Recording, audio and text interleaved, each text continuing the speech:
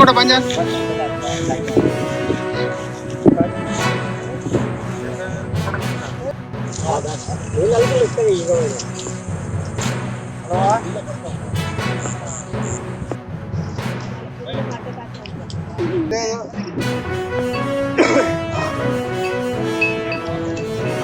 మన బాబాసాగర్కి అరకగూడ ప్రాజెక్టులో గత సంవత్సరం పులి భయంతో ఒక ఎద్దుని కాటేయడం జరిగింది. మళ్ళీ ఈ సంవత్సరం మళ్ళా పులి కనబడ్డది.